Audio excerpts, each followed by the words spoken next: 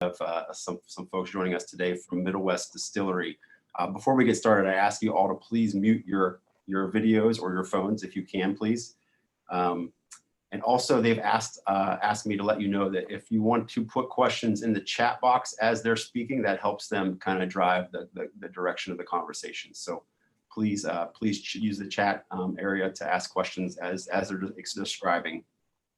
So today we have Josh Daly, who is the general manager of Middle West Spirits in Columbus.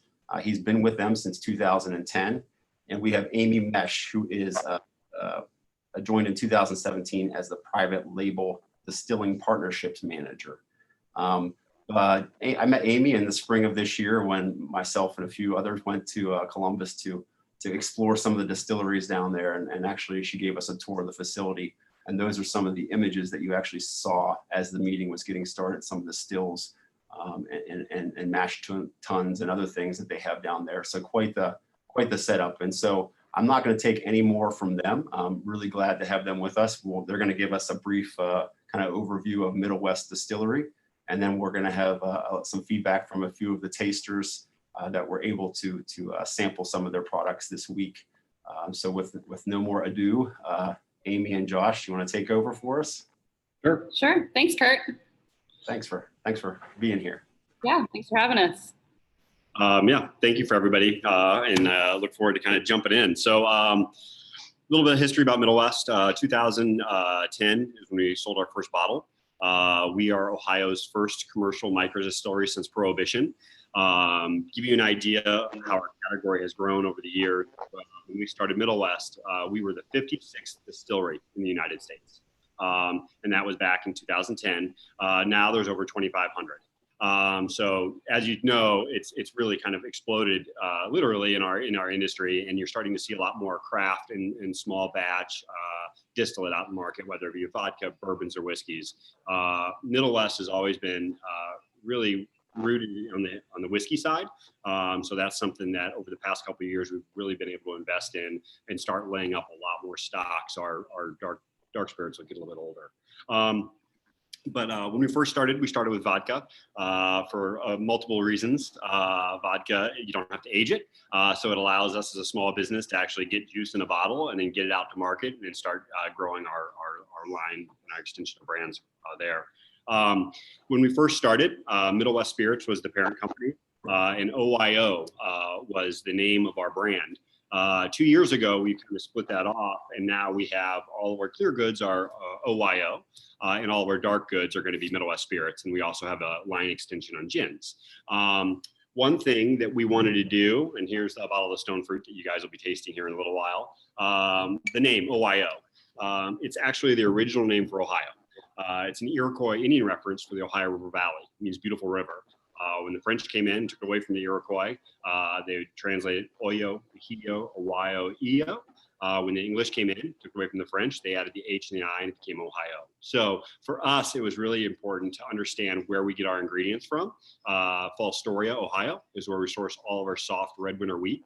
And that wheat is what we do on our clear goods. And it also is in our wheated bourbon, and it's also in our wheat whiskey. So are there any distilleries in Kent right now?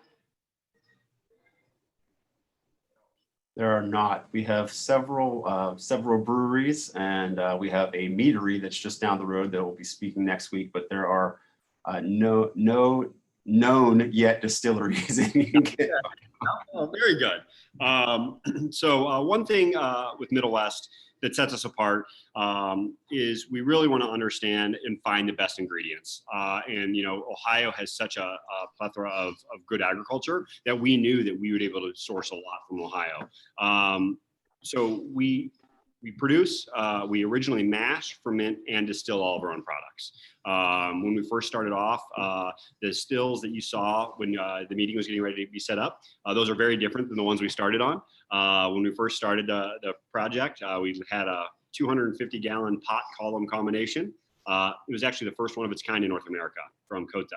We sat on that for years until that became that pinch point on our production, where we then had to get a bigger mash tun, fermenters, and eventually we had to change out our stills. When we did that, you guys had an opportunity to kind of see the new location a little bit and see some of the fun stuff we've been adding on to.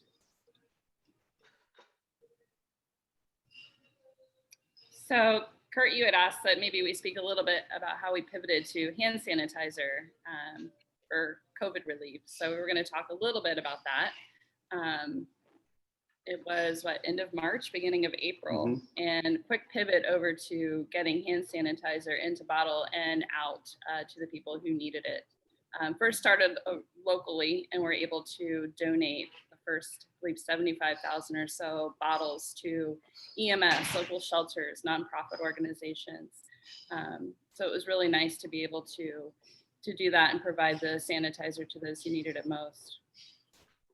Yeah, that was definitely something that we weren't expecting to do this year. Right. And hopefully we'll never have to make sanitizer again, right? Hopefully everything's good and we start to progress a little bit. That was something that was really important to us for many reasons. Like Amy had said, there was a big need for it, hospitals, first responders, and then nursing homes and just people in general. So we were able to switch that over, and then basically we didn't have to lay anybody off on the production team, which is really important to us as a small company. We have 50 employees now, and when we first started, we had 3. So it's been a fun time to grow, and we're really looking forward to 2021 to keep investing into the business. But if you want to hand the sanitizer, so that's what it looks like.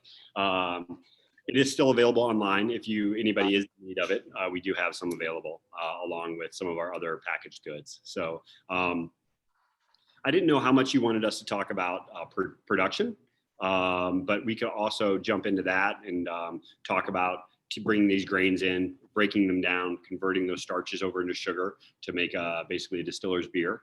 And we take that beer after a couple days and we run it through our stills, separate all the alcohol that was fermented. And then basically you go from something that is very large, very condensed to a high proof spirit. I have a question. What do you produce the most? So I would say whiskey is what we're producing the most. Yeah, whiskey is one of those things that takes many years to age. Our whiskeys right now are anywhere from 3 to 4 or 5 years. We would like to do much more longer aging on that. So the stock we're putting away now allows us, hey, in 10 years to have product. That's also with COVID and everything else that's going on right now.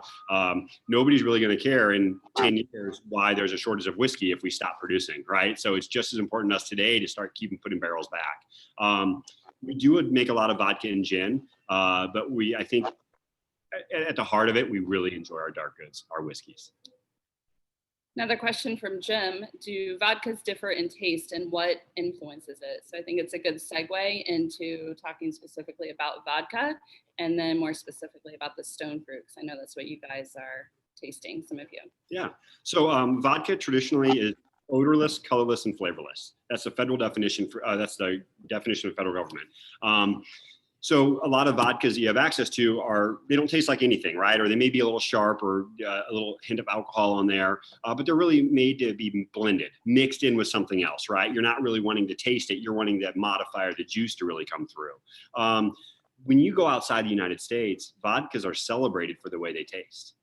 They taste like the agriculture from what they come from. So if you go and get a potato vodka, like Smooth Ambler out of Pennsylvania, it's going to be earthy and creamy. It's going to have a different mouth coat because that's what a potato offers. Corn traditionally is going to be sweet. The wheat that we use is actually sweet and complex. There's a lot of vanilla notes in our vodka, and that's because of the grain from Fostoria, Ohio. So even that 70-mile radius around Fostoria, that microclimate allows our vodka to taste different. We also don't filter our vodka using carbon. Not to get too technical, but when you distill, you produce lots of different kinds of alcohols, not all desirable alcohols, right? Isopropanol, butanol, methanol, ethyl acetate, right? These are undesirable alcohols you don't want in your product. What most companies do is they'll filter them. They filter them through a big Brita filter, more or less, and it strips the flavor out.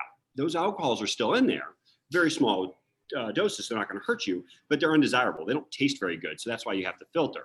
Our belief was really to do it from scratch and to really have a spirit that stands on its own 2 feet. So our vodka is unfiltered. We don't filter it through carbon. What we do is we cut the undesirable alcohols out through the distillation process. So you have heads, hearts, and tails. The desirable, the hearts is what you want.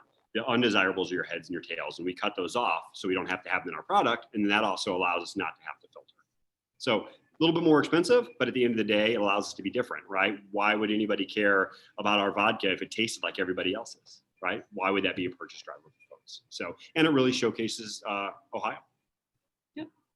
And then a little bit about how stone fruit. Oh, yeah. The development of stone fruit. So stone fruit was our second infusion. We played around with lots of different flavors when we first started, but we always came back to real ingredients. Stone fruit is peach, Ohio peach, apricot, tart cherry we pull out up north, a little bit of hibiscus, and a little bit of honey, and a little bit of almond. This one has a lot of great flavors. A lot of red wine drinkers really relate to stone fruit. It's very almost port-like. When we get into the taste here in a couple minutes, you'll be able to kind of pull out some of those nuances. But most people really enjoy stone fruit just on the rocks. It does blend well in a cocktail as well, but a lot of people just like it on its own because of the flavor profiles we put together. And so once again, for us, it wasn't about trying to make the 31 flavors of vodka. There's enough of that on your shelves when you guys go to the liquor store. But it was really about looking back what we could do well and what Ohio has to offer when it comes to agriculture. Hey, Josh, can I interject for a second? Sure. You just said that vodka is flavorless, blah, blah, blah, blah, blah, blah, right? And then you said we have stone fruit, which is flavored. So is it considered technically considered a vodka, or is it considered a different type of spirit? No, it's a vodka. So when you distill, you have to distill to 190 proof to be called a vodka. Anything below that is a spirit. So there's different, where it comes off your still at different ABVs will give you a classification of what it is. Vodka in its own right, like I said, most people think about it as being neutral, right? No flavor at all. Ours has character, right? Because it's not neutral, but the stone fruit and the honey vanilla bean are both still vodkas. They're just considered flavored vodkas. We refer to them more as infusions because we use real ingredients. We don't use syrups and extracts. So we actually have real fruit that goes into the distillate in order to give it that flavor profile that we're looking for. So yep, it's still considered a vodka because it came off the still at that proof. Yeah, I can talk a little bit about whiskey, and then we have a question about distribution. We were going to talk about where we're available, so we'll get to that as well. So the expression of whiskey you guys are trying is our Midwest Spirits Bourbon whiskey. It's the Mike Malone Reserve. So the name Mike Malone is a family name. Ryan, our master distiller, his grandfather taught him how to distill.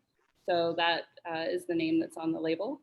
Our bourbon is a 4-grain, so you're going to have mostly corn, which is what designates it as a bourbon, but we also have our soft red winter wheat and then rye as well as barley in our bourbon. So 95 proof.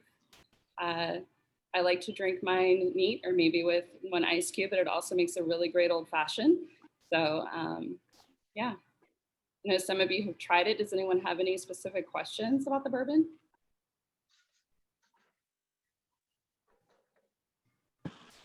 Well, I don't have a question, but I will say that if you try it the first time neat, okay, it is a little bracing. It's a little different. I like for lack of a better term, the slipperiness of it. I found that the way I liked it is I took it and I stuck it in the freezer and I got it ice cold. And I have to tell you, then and I added myself a maraschino cherry, and I sat there and just sipped it, and it was great. But it is a little bracing. It's if you're used to something that is a little less, out in your face when you drink, it may take you back. But give it some time. I thought it was pretty good. That was my thoughts on it. I don't know if Asad had some thoughts. Yeah, it does have a little heat to it, but it is a higher proof. So a lot of bourbons are about 80 proof. We like ours a little bit higher.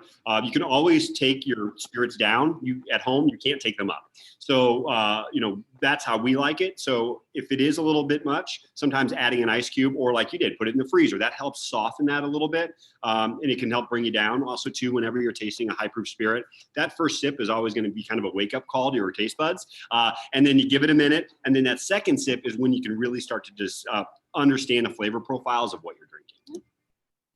So great question. Lots of people believe bourbon can only be produced in Kentucky. We'll speak a little to that. The classification of bourbon is what grains are in it. So it's just that it's 51% corn and that it's aged in an unused barrel. So a fresh American oak barrel. It does not have to be made in Kentucky. It can be made anywhere in the US. So the designation of bourbon, the United States owns that. So you can't make bourbon anywhere in the world.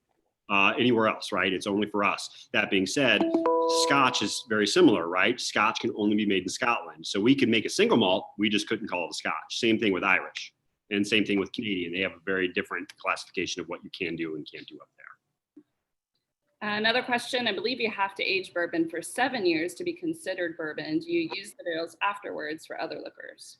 Bourbon, basically, if you dump it into a barrel and you dump it out of a barrel, you can call it bourbon. May not be very good, but it would still fit the classification for bourbon. Straight bourbon has to be at least 2 years in barrel.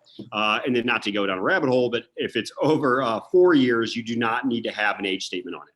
So if your bourbon's 3 years old, you can call it a straight bourbon, but you have to put an age statement on there saying how old it is. Once you get over that 4 years, you don't have to put it on it if you don't choose to. And where do you put all those barrels in the middle of the city, which is a great question. And if you tour the distillery, you'll see there's no space for barrels at the plant. So we have 2 other locations. The one that we're at right now is our main office and warehouse A. So it's one of the warehouses we store barrels in, as well as process and blend. And then we have a secondary warehouse just outside of the city that we use just for barrel storage. And there was a question about barrels, what we do with them when they're done. So for bourbon, it has to, like Amy had said, it has to go into a brand new charred American oak cask. So once you're done with bourbon, we can put other things in it, but we can't put bourbon back in there, right? You have to have it in a brand new charred American oak barrel first. We do a barrel aged honey vanilla bean. We take our honey vanilla bean vodka and we flip it into a bourbon barrel for a year on that as well. A lot of breweries, we work with a lot of local breweries because they really like their big imperial stouts and porters and things like that. They age up really well in barrels. We also do sell our barrels too. A lot of people like them for crafts. They'll bring them, put them in the backyard, we cut them up and make stuff out of them. And then we also do have a barrel aged maple syrup as well. So we use a beautiful dark amber Ohio syrup, and we fill them and put them into our bourbon barrels. 6+ months. When the syrup starts to ooze out and kind of turn into rock candy, we know it's ready. We pull it out and we get it bottled. And that's available on our website as well for purchase, or come down and see us and you can get some at the bottle shop. Another great cocktail that we're doing a lot of right now is an old fashioned made with our barrel aged maple syrup. It's great. It's great this time of year. Let me introduce another thought too. The last of it, I actually made a Manhattan, and I'm not really a Manhattan fan, but I made it with the dry vermouth instead, and I have to tell you, it was pretty darn good. Manhattan, I'm sure people who like Manhattans would like your bourbon in their Manhattan. Thank you. And we do have a couple other whiskeys. My favorites are dark pumpernickel rye. So that one is made with dark pumpernickel rye. And then we also have a wheat whiskey that's 100% wheated whiskey. So a few other expressions of our whiskeys are available out there as well. And then to not jump too far back, but going back to the vodka, we didn't really talk about the flavor profiles. We kind of talked about the ingredients. Vodkas that are made from real ingredients, they have a story. There's a beginning, a middle, and an end. And you can actually taste that as it's going on your palate. So for me, with the stone fruit, it's almost very port-like up front. Then you get that tart cherry. Then it dries a little bit and you get a little bit of that almond. Almond isn't pronounced. If you like almond, you can pick it out. But if not, it just kind of disperses and it really helps lift up those other fruits and kind of rounds it all out.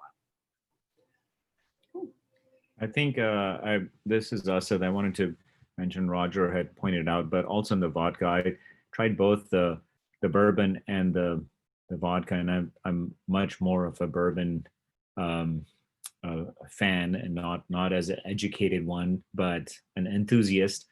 But the vodka blew my mind because it was the flavor. First, I thought I had to mix it with something. In the end, I tried it with just on an ice ball. And I think what Josh, you just said, of course, I didn't realize to articulate it that way, but that those layers of flavors, now that you're saying it, really makes sense. And that's what happened. And if Kurt is nice enough, and if he can send me another sampling batch, I will confirm that you are correct or not. And even though I'm at work right now, but we can make exceptions for such excellent spirits. Wonderful. Thank you very much. Hey, Austin, I would agree with you. I would say that I'm not a vodka fan generally. My wife, I said, why don't you try this and tell me what you think of it? And she actually mixed it with tonic water and over ice. And I tasted it. She said, here, taste this. It really is pretty good. And then the next thing I did was just pour a little bit in just to taste it straight up. And I noticed there was a lot of little neat things going on in it because I'm not a vodka guy, but it was pretty darn good. What I ended up doing was running out to the garden and actually took 2 basil leaves and threw into it, and with a little ice, and that little extra just brought out all those other fruit flavors, just having that little bit of that sweet basil in there. So I just thought I'd share with you. I'm the same way you are, Asid. I'm not much of a vodka fan, but I did enjoy it. And I too would drink more. That's awesome. Well, thank you very much. Yeah, we definitely wanted to do something a little different, right? You guys have access to so much stuff on your liquor shelves, but most of it tastes synthetic, and it's the syrups and extracts that are used for the flavoring. Real ingredients shine through, and that's true. Quality ingredients make your quality product. Also, the stone fruit's great with just club soda. Goes really well together. You can get super cocktaily if you want, or as you guys had, just on the rocks is great, and with a little bit of garnish with some herbs and things like that will help really bring out some other flavors. So that's great. We are located, I have a question of where we're located in Columbus. We're located, the distillery is in the Short North area. So we're off of 5th and Cortland Avenue, just off of High Street. And then our warehouse location is over on Star Avenue. Normally we do distillery tours, so we would welcome you to come in and do a distillery tour. We're not doing those right now, but once we are open back up for tours, we typically do those on, we have a happy hour tour we do during the week, and then on Saturdays and Sundays. Hopefully we'll get these resumed probably next year. We'll start back up depending on the state of everything. And then once that does start back up, we would be more than happy to host you guys for a complimentary tour, whether it be a group of you that come down or even individual. Just let us know and we'll get you set up so you can walk you through and show you what we do. For now, talk a little bit about where we're available. So we do have an online option. I see right now somebody's trying to order through the website, but it's under maintenance. We'll look into that. Yep, thank Follow you. up with you, yeah. But you can order through the website. I believe there's a $9.99 flat rate on shipping for that. And then some other places you can find us. Any of your state agencies. So your normal liquor stores that you guys normally go buy your high proof liquor, go in there. If we're not there, ask for us. We live in a controlled state, which means, not once again, we can get all into that, but the state of Ohio controls liquor distribution in the state. So you have to that's why you go to a state agency, or you go to an agency at a Kroger or Giant Eagle or your local grocery store. But you go in there, you could ask for the brand. If they don't have it on the shelf, they could definitely order it in for you. So that's not a problem. And then, like I said, or if you're having trouble finding it, we'll make sure we get our contact information out there. You can call us directly and we can help you track some down. I think there was also a question about distribution. Right now, we're in about 7 other markets outside of Ohio. We really started in Ohio. It's our backyard. We're really proud to be here. And then we slowly grow out from there. It made it a lot easier for us as a team to be able to service those markets, right? It's a lot easier for me to get to Indiana than it is for me to get to California. That being said, 2021, we are looking at doing a more of a broader expansion, so we can hopefully get our whiskeys, in all sorts of good states and good areas. So Josh and Amy, can you speak a little bit about some of the other the competition? So one of the things that the the brewery that spoke around Kent is that we have one brewery, and then now there's 3 or 4 more coming in within the next year and a half or so. Can you speak a little bit of how the distillery market in particular in Columbus has changed over the last or is changing currently, and what it was like, over the last 10 years? Sure. I mean, off the top of my head, there's probably 6 to 7 distilleries in Columbus, Ohio now. And then, of course, as you go out, there's a lot more in Ohio. I think there's like 54 distilleries in Ohio, or DSPs that have been pulled. Competition, high tide raises all ships. So when we go to a grocery store or something like that, we want to ideally have an end cap, but have an end cap of all local, right? Because if you're walking in and you're looking for somebody else's brand and you see ours, there may be an option for you to pick up ours and try it. Or you come for ours, you may see another brand that you like. Our spirits are very unique to us. Like I said, our vodka has character, so it's not neutral. So it's not going to line up with everybody else's. And the benefit of that is it gives you an option for something different. And we don't really have to compete side by side. So one thing that we did as a distillery is when we first started, there was only a couple of us. We actually, Middle West started the Ohio Distillers Guild. We knew that a lot of the challenges we're having with legislation and things like that, we were down at the Capitol all the time. Well, when you have one voice, it's easy to squash it, right? And so for us, it was about making good changes that really help small business in Ohio, especially on the distilling side. So we actually created a guild. With all of us together, we had a bigger voice and we were able to make some changes. So one of the changes was allowing distilleries to have an A3A, which actually allows you to have a bottle shop on site. When we first started, there were only 3 of those in the state of Ohio. Cleveland had one, Columbus had one, Cincinnati had one, because it was based on population. We came in and we actually, being the first one in Ohio, or especially in Columbus, we actually had that permit. But for us, it didn't make much sense for all these other distilleries that were starting to get in the category. Why couldn't they sell their own spirits out of their bottle shop, right? Why do you have to go to a state agency? Because it takes a long time to build and grow that. So we actually pushed legislation through to say, hey, if you pay a small fee, you can have your own bottle shop on site.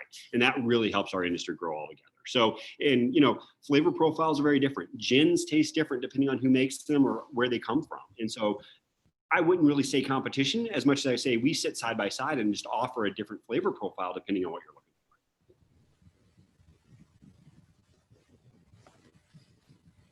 for.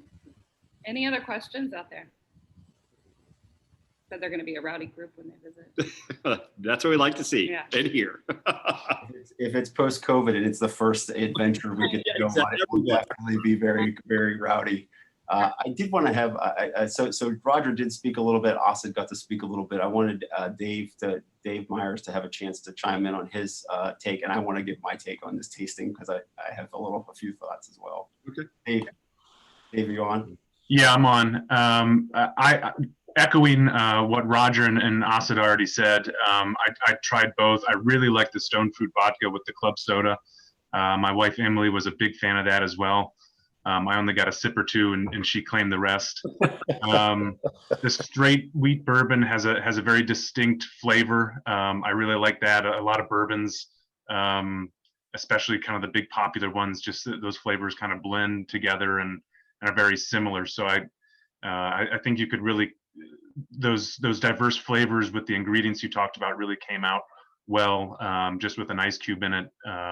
I thought that was excellent. I really enjoyed sitting down and having that. So, and I had the pleasure of being there with Kurt back in February, and can attest it's a really cool distillery. Anybody who's in Columbus, they've got a great restaurant as well. I'm not sure what that situation's like right now, but just a really cool space, and very cool to have a distillery like this in Ohio, when just 10 years ago there weren't very many of them, around the country. Period. So. Great job for everything you guys have done, and look forward to more of your spirits. Thank you. Thanks, Dave.